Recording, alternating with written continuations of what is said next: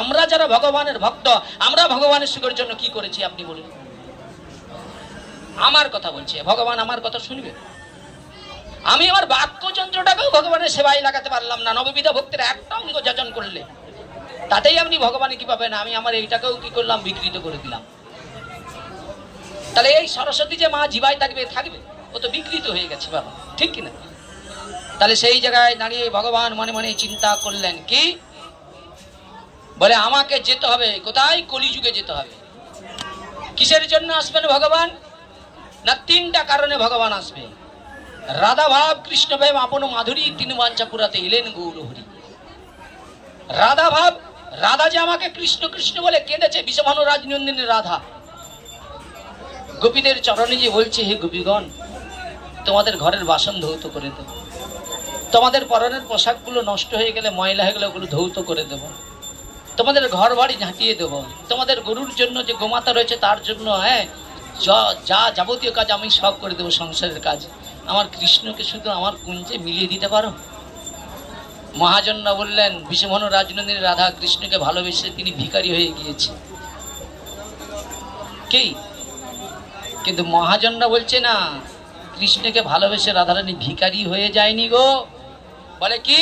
বলে কৃষ্ণকে ভালোবেসে রাধারানী কি করেছে? ভগবানকে ঋণী করে দিয়েছে। নিতাই গৌর হরি বল।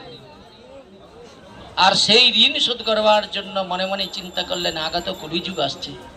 ভগবান একদিন মনে মনে চিন্তা করলেন, রাধা আমাকে এইভাবে কৃষ্ণ কৃষ্ণ বলে কেঁদে কি সুখ পায়। যেই দিন আমি রাস সাজিয়েছিলাম, রাসের নায়ক ছিল রাধারানী, রাধারানী জটিলা কুটিলার জন্য আসতে পারে না যথাসময়ে 16,108 জনের মনের বাসনা পূর্ণ করার জন্য সেই দিন আমি প্রত্যেকের কক্ষে গিয়েছিলাম।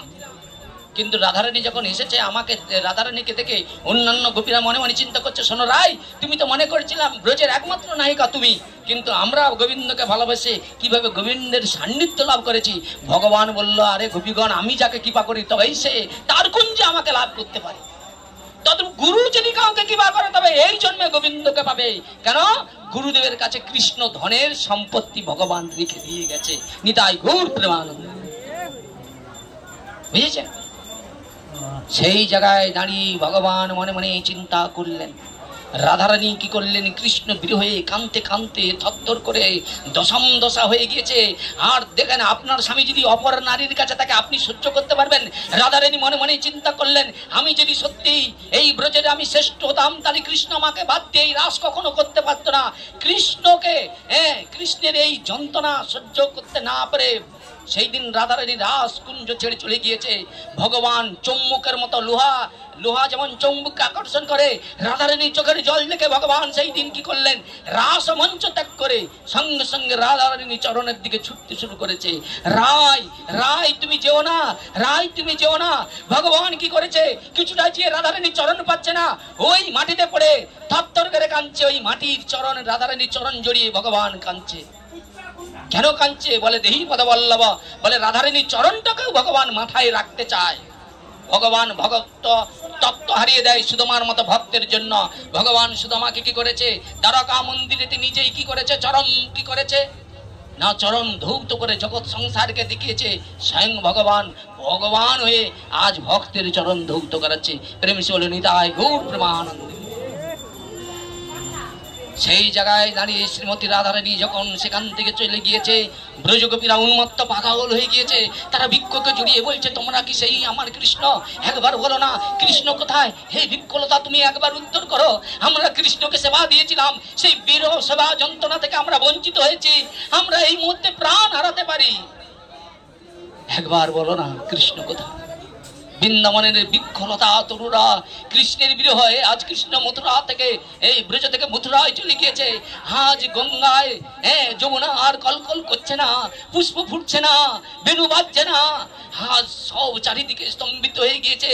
ব্রজগোপীরা কাঁদছে কৃষ্ণ বিরহে। তারা যমুনার তটে বসে তাদের নয়ন দিয়ে গল গল করে বাড়ি ঝুঁকছে। তাদের একটাই চিন্তা, আমাদের সুখ শান্তি একমাত্র কৃষ্ণকে নিয়ে। কৃষ্ণ বিহীন আমাদের জীবনের কোনো মূল্য নাই। ব্রজগোপীরা যখন কি করলেন, তারা এইভাবে সহ্য হচ্ছে না বাবা, এই তাপটা টেনে নিচ্ছে বাবা। পাখা একবার টেনে এখানে ঢুকিয়ে দিচ্ছে আমার।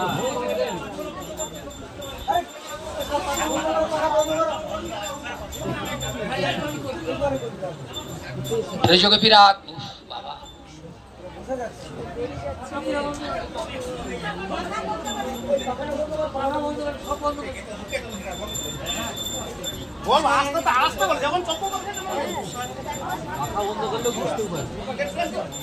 আরে তুই বন্ধ কর না আগে, তারপর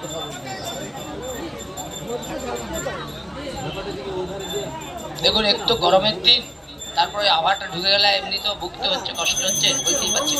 কষ্ট হচ্ছে।